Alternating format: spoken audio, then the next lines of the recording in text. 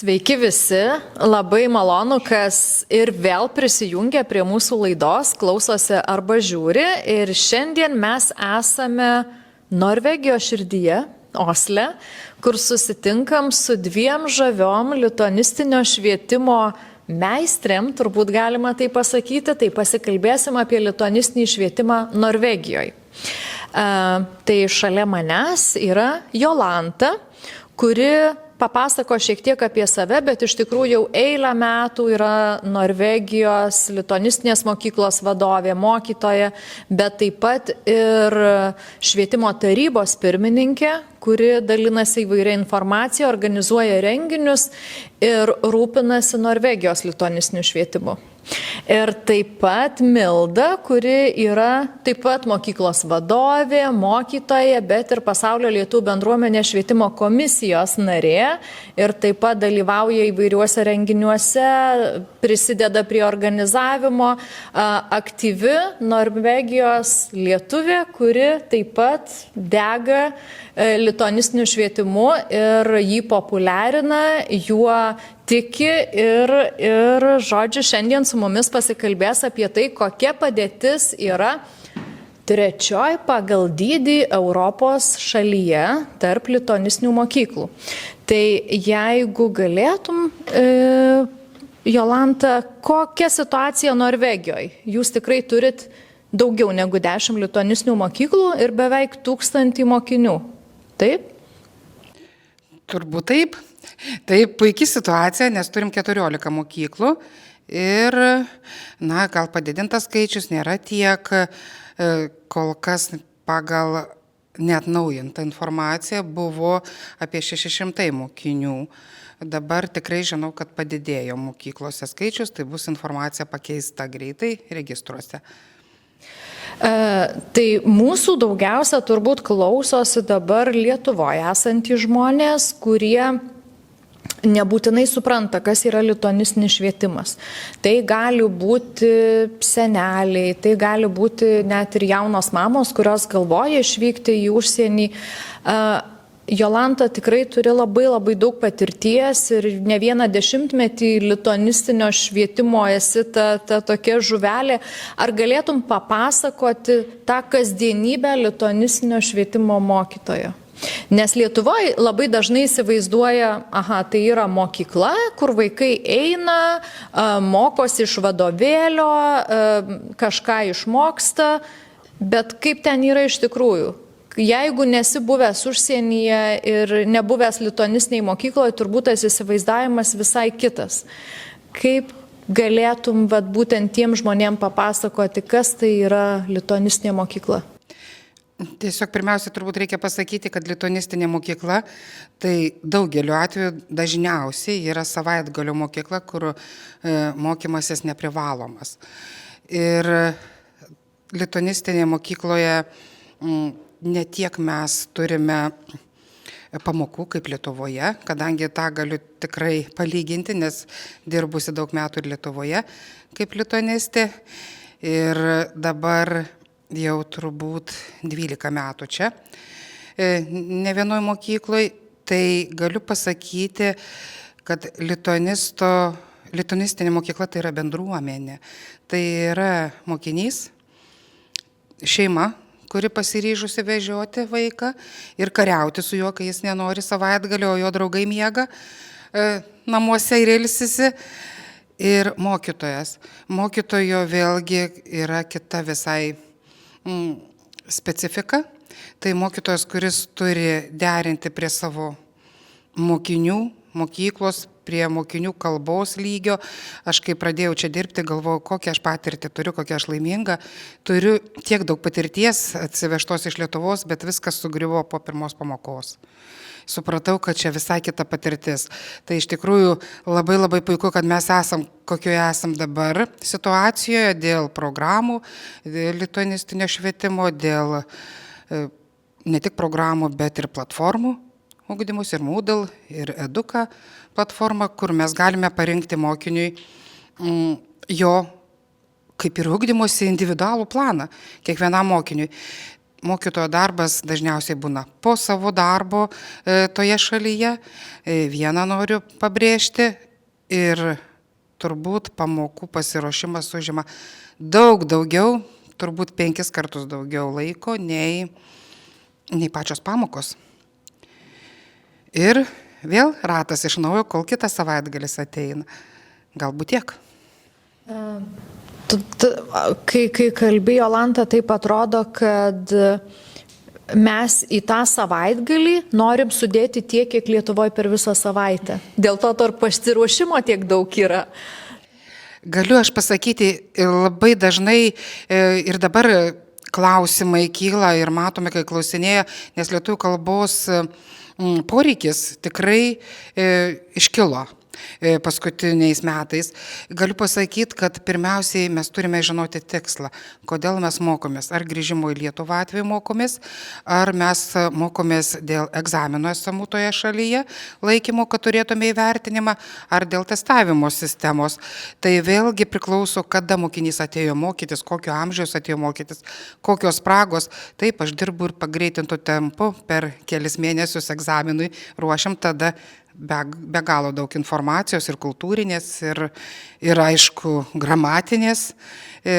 Tada kitos truputėlį, kiti būdai, kitas mokymasis. O tas nuo mažens mokymasis, nuo iki mokyklinuko, lėtai, gražiai ir iš tikrųjų nebūtina, kad čia viską mes turime išeiti, bet kartais mūsų mokiniai iš tikrųjų parodo geresnės žinias, nei aš pamenu, kaip Lietuvoje mokinių egzaminai vykdavo. Na tikrai čia dvikalbiai, daugiakalbiai vaikai, smegenys kitaip veikia, kartais tas kūrybinis potencialas visai kitoks. Milda, tavęs norėjau paklausti, tu Lietuvoje esi baigus VDU lietuvių kalbą. Kai mokėsi Lietuvoje, turbūt nežinau, negalvoji, būsi mokytoja, bet vis tiek praktika Lietuvoje atlikta ir tada įkritai į tą lituanistinį švietimą. Ir kaip kitaip, būtent Jolanta papasakoja tą visą eigą, kaip ten yra. Ką tu galėtum iš savo pusės pridėti? Gal dar kažką papildomai, ar visiškai sutinki su Jolanta, gal pas tave šiek tiek kitaip? Tai labai panašiai iš tikrųjų yra kaip pas Jolanta. Ir dabar taip mane numetė 10 metų atgal, nes mano pirmoji patirtis lituanistinėje mokykloje buvo prieš 10 metų. Ir mane labai buvo nustebinęs dalykas, kad vienoje klasėje gali būti skirtingo amžiaus mokinių su skirtingais gebėjimais.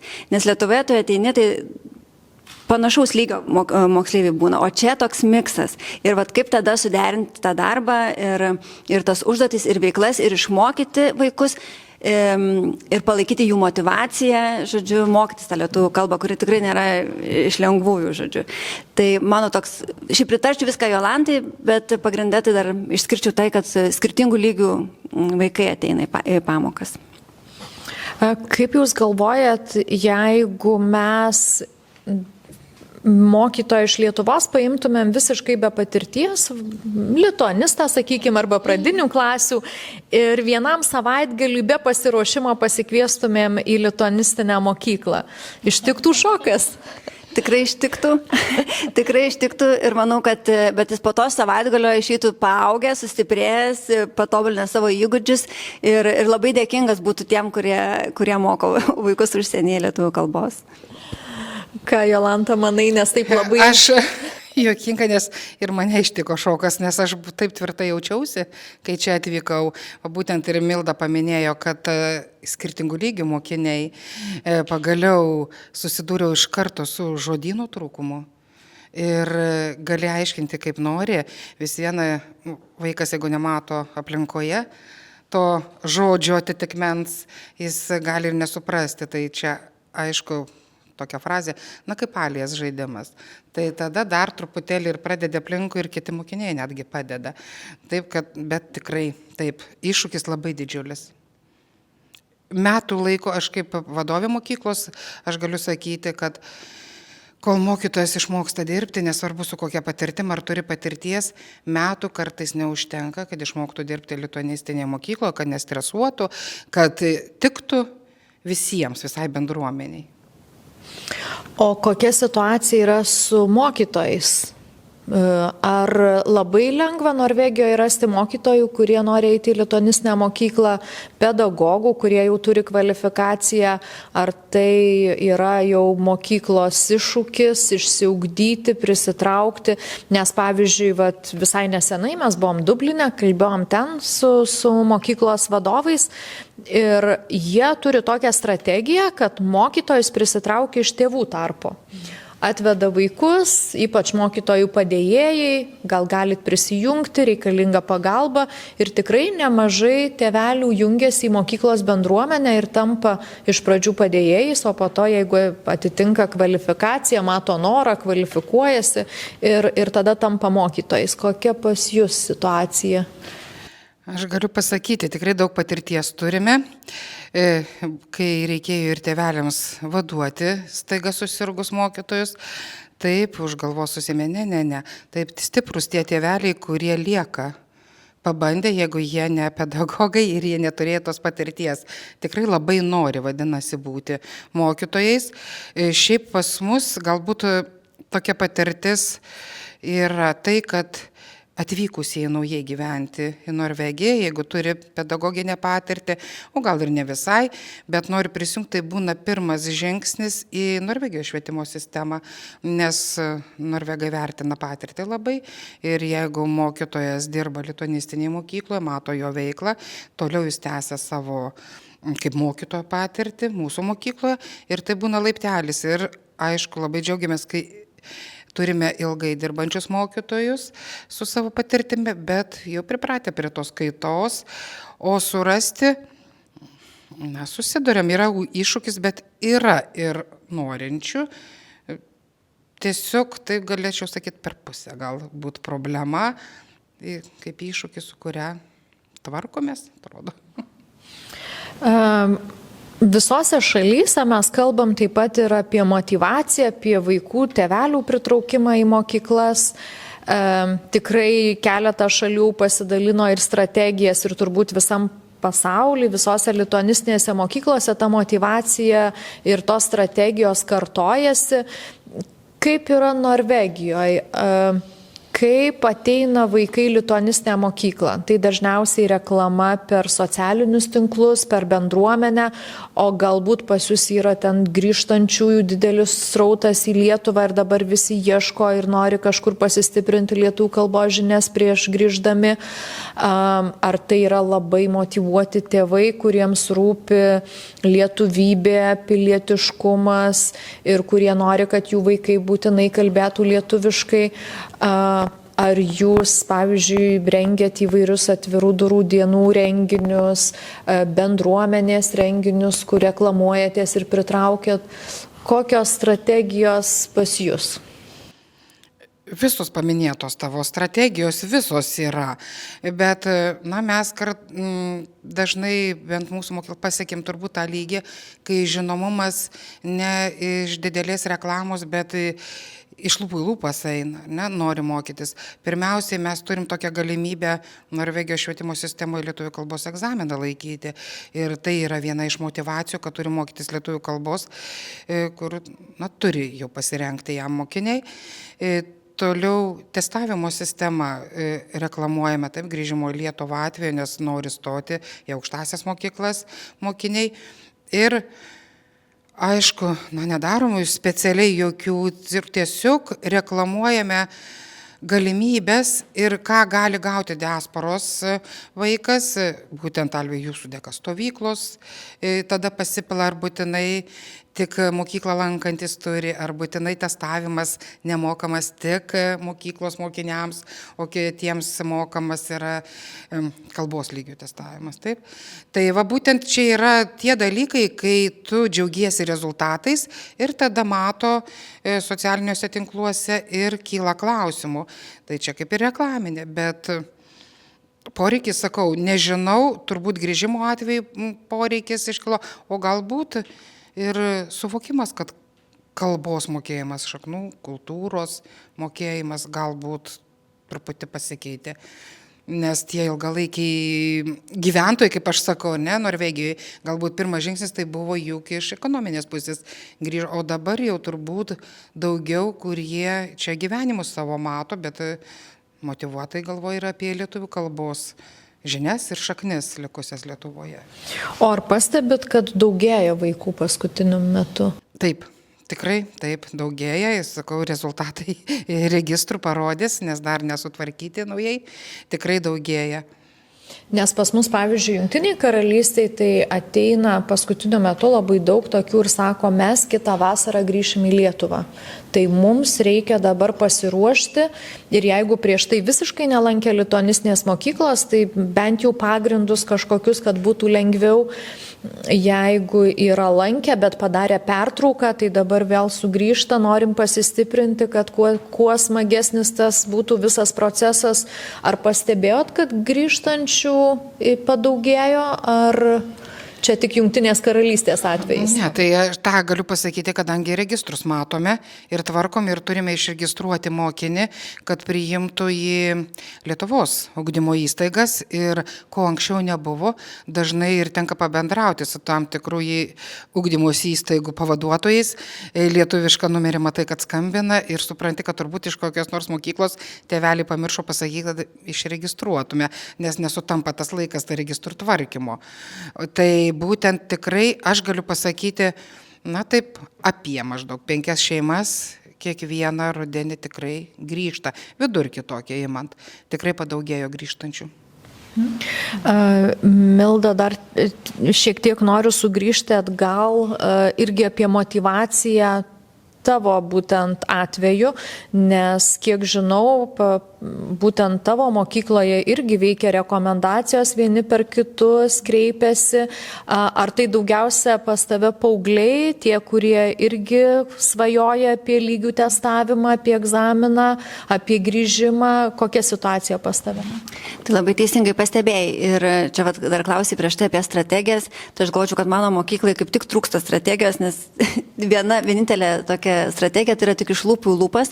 Aš niekada nesu dėjus jokios reklamos, niekada nesu pasiskelbus, iki šios dienos net neturiu mokyklos puslapio susikūrusi, nes tiesiog fiziškai net negaliu priimti tiek mokinių, kiek yra norinčių.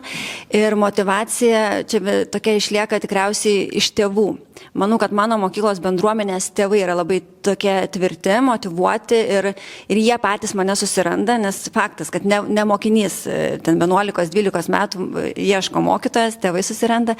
Tai aš labai galiu pasidžiaugti savo mokyklos bendruomenę, labai sąmoninga ir manau, kad tėvų motyvacijos dėka ta mokykla dabar gali plėsis ir išsilaikyti. Ir didžiausia motyvacija yra atėjusi iš tėvų, o paskui mes jau kartu bandom su vaikais ir tėvais tą motyvaciją išlaikyti. Ir dėl grįžimo atgal į Lietuvą, tai irgi galiu pastebėti, nes dabar yra 10 metai mano veiklos, tai dabar jau 3 metai, kai išleidžiu į Lietuvą, o seniau taip nebūdavo. Tai dabar tikrai yra toks pagausėjimas ir mokinių pagausėjimas yra tiek, nes kiek išleidžiu, tiek priemu į tas laisvas vietas norinčių. Tai labai smagu. Labai smagu kalbėti apie motyvaciją vaikų ir tėvų ir kaip sakiau, tos strategijos turbūt kartojasi, kartais specifiškai priklauso nuo mokyklos, bet paprastai jos vis tiek yra panašios. Mes kalbam apie mokytojų motyvaciją, taip pat mokytojams skiriam ir įvairias kvalifikacijos, sakykime, įvairius kvalifikacijos mokymus, studijas, kad jie galėtų ne tik kaip mokykla, sakykime, žengti į priekį, bet ir asmenybės tobulėjimas, asmeninė nauda yra irgi tokia motyvacija. Taip pat įvairios stovyklos, įvairių susitikimai, sambūriai mokytojams. Kaip jums atrodo, nes jūs esate taip pat mokyklų vadovės, ar pakankamai yra motyvacijos vadovams? Nes vadovas tai yra tas žmogus, ant kurio pečių laikosi viskas, taip, kolektyvas, mokiniai, tėvai, kurie atveda tuos mokinius ir būtent nuo jų motyvacijos priklauso, ar eis toliau vaikas, nes kartais, aišku, šeštadienį keltis ir pazurkti norisi ir taip toliau, ir ne visi tėvai atsilaiko ten tas visas įtampas. Tai vadovas yra tas žmogus, kur ant pečių neša tikrai daug naštos. Jeigu mokytoja išleido į mokymus, į studijas, į kursus, taip pat ir vaduoja pats arba turi surasti pavaduojantį mokytoją, turi būti ir mentorius ir taip toliau. Tai kaip jums atrodo iš vadovo perspektyvos, ar tos motyvacijos užtenka, ar norėtųsi daugiau ir kas galėtų dar labiau pamotyvuoti, kad tas vadovas būtų tas užvedantis varikliukas, kad ta mokykla didėtų, plėstųsi ir galėtų tikrai gyvendinti labai daug įvairių veiklų. Sunkus klausimas. Geras klausimas, prisikalbėsit. Tuoj pradėsim prašyti.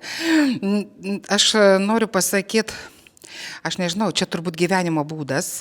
Vienas dalykas.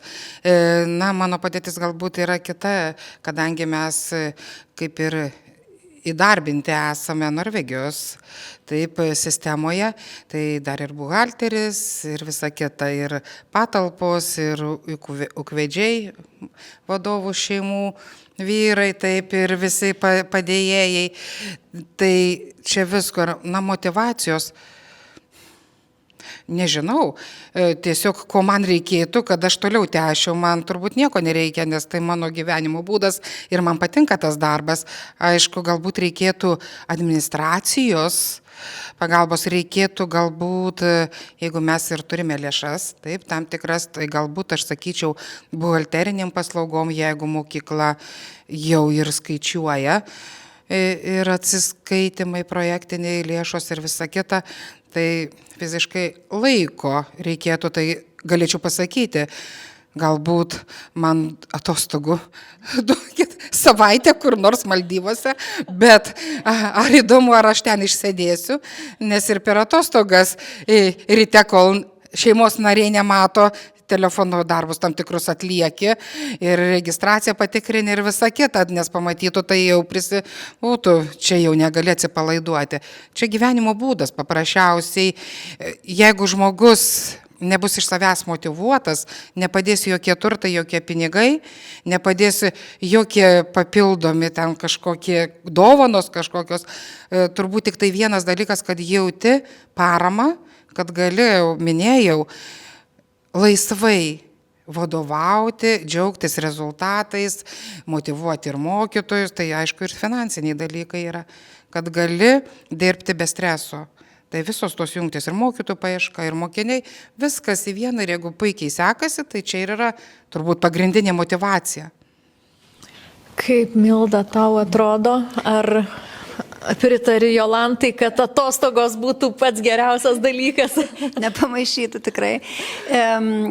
Bet gal kaip ir kiekvienam darbe, man atrodo, visokių dienų būna. Būna, kad labai aukštai ir labai gerai ir labai lyg ant sparnų skraidai ir būna, kad tikrai kaip vėžliukas žemė ropinėja ir gal nieko nebenori, rankos nusvyrusios, nuo situacijos priklauso. Bet kas labai džiugina, kad tikrai per pastaruosius metus kardinaliai keičiasi situacija. Tikrai ir net įsikūrusi Lituanistinių mokyklų asociacija, kuri apjungia visas mokyklas, kad tu tom dienom, kai rankos nusvyrusios, gali pasižiūrėti, parašyti, paskambinti, kad ir tau kažkas tikrai pasakys, ne tu viena tokia, šiandien tokia diena, rytoj viskas bus gerai. Ir džiugu, kad dėmesio iš tikrųjų mes sulaukiam, bet man atrodo, kad labai svarbu, kad to šalies, pavyzdžiui, ambasada arba kažkokios institucijos, bendruomenė, kad irgi kreiptų dėmesį lituanistinį švietimą, kad ir toj šalyje, kurioje tu esi, kad irgi nesijaustum vienas. Ir mes anksčiau diskusijose esam kalbėję, kad būtų bendradarbiavimas, o ne konkurencija, nes irgi dabar būna ir tokių situacijų. Tai dėl tos motyvacijos tikrai, pritarčiau Jolantai, visai būna ir atostogos tikrai būtų gerai. Matosi toks naratyvas, kad tikrai vadovams reikia kitų vadovų. Reikia turėti komandą, kada būna tų tokių dienų, kaip lyg tai reikia kažko, kad galėtum pasiskambinti, pasitarti, pasikalbėti. Taip, nes kartais būna tokių situacijų, kur vyksta tavo kolektyve ir tu nenori spręsti jų su savo kolektyvu, tau reikia balso iš šono. Nupasakai situaciją, pasakai, to žmogus, nes tu gali paskambinti draugiai, bet kai ne iš to pasaulio, ne iš tos sferos, nu, sunkiai supranta, apie ką tu pasakai. Bet tu gali pasikalbėti kolegiją iš kitos šalies ir jis sakys, o ar pas mane kažkaip tai buvo ir duot patarimą. Tai tikrai reikia šalia turėti ir kitų vadovų. Kiek padažnėjo ir mūsų pokalbių tarpusavį, taip, kad viena kitas. Tiesa. Na ir tam šalyse kuriasi ir švietimo tarybos, kurios būtent sujungia mokyklas, kurios kaip ir tas tarpininkas tarp mokyklų turėtų skatinti bendradarbiavimą, ne konkurenciją, nes iš tikrųjų nėra mūsų ten tiek jau ir labai ypatingai daug, virš 250 per visą pasaulį, tai sakykime, pas jų šalyje 14, tai neipatingai daug. Nėra taip, kad mes čia konkuruojam kiekvienas tarpusavį ir žodžiu. Tai ta švietimo taryba ne visose šalyse yra, bet tuose šalyse, kur tikrai yra lituanistinių mokyklų, nemažai, ne viena, o keletą, tai yra įsikūrusios švietimo tarybos, kurios kaip ir sujungia, organizuoja įvairius mokymus. Kaip Norvegijoje švietimo taryba, kokią būtent veiklą pagrindinę atlieka, ar tai yra daugiau būtent vadovų motyvacija, ar tai dalinimasis informacija, ar tai kažkokiu tai mokymų organizavimas. Kaip jūs čia Norvegijoje tą matot? Kadangi švietimo taryba tai apskritai savanoriška veikla, jo neatlygintina veikla, tai reikia rasti laiko, bet aš galiu išvardyti visus tuos dalykus.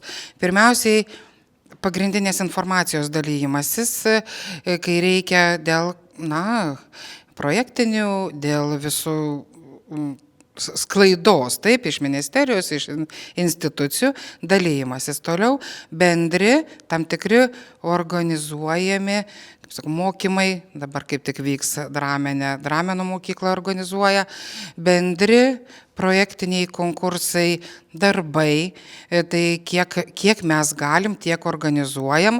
Tai būtent meno projektas, kuris sklido praėjusius metus Kartočių kambarys po visas lituanistinės mokyklas. Dabar su Čiurlionio projektu mes tęsime šitą. Toliau aš taip pagalvojau, kas kreipėsi ir iš Lietuvos institucijų, iš švietimo Seimo buvo atvykę pavasarį. Tai tiesiog vasarą Liepos 6 dienos galiu paminėti labai puikus Minecraft konkursas, apjungiantis visą diasporą, labai noriai dalyvauja, kadangi mes įsteigėm ir piniginius prizus ir iš tikrųjų vyksta viskas dabar, kaip tik mes kalbame apie eglutės puošimo vėl dirbtuvėlės prieš Kalėdas, tai kiek tik tiesiog apriepia viską, turbūt, kiek galime ir Milda padeda iš tikrųjų pabandyti. Dabar šis renginys taip pat taip skubotai organizuotas, bet labai vykęs dėl informacijos grįžimo į Lietuvą. Taip ačiū ir ambasadai, kad greitai mes čia susiorganizavom. Tiesiog viskas taip bendrai. Iš tikrųjų labai smagu, kai yra kažkokia aktyvas, sakykime, nes tai neatlygintana, neformali, ta visa tas darinys nėra formalus, kur žmonės dalinasi, pakviečia. Tai jeigu kuriasi nauja mokykla kažkokioje šalyje, tai visada labai naudinga yra susirasti, jeigu veikia švietimo taryba. Iš tikrųjų, net ir tėvai gali, jeigu nežino, kur yra lituanistinė mokykla, kreiptis į švietimo tarybą, kuri nukreips, jeigu nėra švietimo tarybos, gali kreiptis ir į ambasadą, jeigu šalyje yra, irgi pasidalins, kur lituanistinės mokyklos, nes kartais ieškoti internete ne visada taip pavyksta surasti to, ko ieškai. Tai labai smagu, kad yra kur pasiklausti, su kuo pasitarti ir taip pat. Pritarsiu, būtent laiškus, jeigu rašo arba dėl mokyklos naujos steigimo, laiškus rašo, kartais kreipiasi į bendruomenę, kadangi mūsų mokykla ne prie bendruomenės, mes atskirai kaip juridinis vienetas ir paprastai gaunu aš laiškus ir tada jau tęsiam bendradarbiavimą bet kokiu klausimu, bet kokiu. Mokyklos dabar kaip tik naujai įsikūrė, taip stengiuosi ir konsultuoti tais visais vadinamais buitiniais klausimais. Ir iš tikrųjų Šiaurės mokykla, kai įsikūrė, pirmiausiai, tuos pirmosius žingsnius. Klausimas būna, ką daryti, kokie žingsniai. Tai taip, čia taip pat irgi. Ir turbūt grįžimo į Lietuvą atveju, jeigu grįžo jau tėveliai ir mato, kad, ta prasme, kažkas ne taip, lyg girdėjo informaciją, bet tas nevyksta, visada gali kreiptis, jeigu lankė lituanistinę mokyklą į mokyklą, aišku, jeigu nelankė, tai gali kreiptis ir į švietimo tarybą, gali kreiptis į kitas organizacijas ir taip pat į švietimo mokslo ir sporto ministeriją, į užsienio lietuvių skyrių, pasikalbėti apie tai, kas sugrįžusiam vaikui priklauso Lietuvoje, nes ne visi tėvai žino. Ir kartais skundžiasi, kad sako, vad grįžom ir nukėlė ten metais žemesnė klasė ir tikrai vaikas geba kalbėti, bet nori, kad dar labiau ir krepšelis ir visi kiti dalykai. Tai yra tų dalykų, ką verta žinoti, verta pasiskaityti, bet jeigu yra dar neaiškumų, tai visada jeigu grįžot iš Norvegijos, galite švietimo tarybą kreiptis, jeigu iš kitos šalies, į kitos šalies švietimo tarybą, bet žinoma ir Pasaulio lietuvių bendruomenė švietimo komisija, lituanistinių mokyklų asociacija, bet taip pat ir į ministeriją ir pasikalbėti apie tai, kas veikia, kas neveikia ir pasitarti ir puikiai tada integruotis, žinoti, kas naudinga. Taip, pritariu. Ir gauti patarimų. Tai visai pabaigai esam Norvegijoje, turėjom prieš tai keletą tokių konkursų, kur vaikai kūrė įvairius juokingus savo šalyje žodžius. Ir aišku, laimėtojų buvo įvairių ir žodžių įvairių. Galbūt jūs atsimenat kokių nors smagių išsireiškimų, smagių žodžių, kur lietuviškas, pavyzdžiui, žodis paverstas norvegišku arba norvegiškas sulietuvintas ir gavosi visai tokia smagi reikšmė ar pasakymas. Čia apie tą konkursą, kur buvo, kaip ten naktibaldos žodynas. Taip. Dabar taip užklopai. Staiga tiesiog nelabai net ir pamenu. Išskyrus tą atvejį, kai aš sakiau, kai mažasis mūsų Duren norvegiškas galūnės prideda prie lietuviškų žodžių, taip mokydamasis norvegų kalbą, bet daugiau galbūt man ta frazė, kas tai esa, žodį pasakai, kas tai esa. Tiesiog aš pati supratau, kad pastebė, kad vaikas yra kitos šalies, ar ne, dvikalbis tas vaikas, jis nes kas tai yra, bet kas tai esa. Kažkodėl ta esa labai veiksmažodis įstrigęs. Milda gal ką nors pasakys, aš tikrai nelabai Konkurse mano mokykla dalyvavo, bet mes ne į naktibaldas taikėm, o kūrėm pižamą. To originaliausia. Dėl to žodis kažkaip netelpa, neteina į galvą, kokį čia žodį, kokie būtų sugalvoję, bet mes ir nedalyvavome. Mūsų labai taisyklingai kalba mokiniai, todėl mes neiškraipam kalbos. Teisingai, geras pastebėjimas. Tai labai smagu, tad ačiū labai, kad sutikot pasikalbėti, padalyvauti, papasakoti apie lituanistinį švietimą ir aišku, dėkojam visiems, kas klausė, kas žiūrėjo ir kam rūpi lituanistinis švietimas. Iki. Ačiū. Ačiū.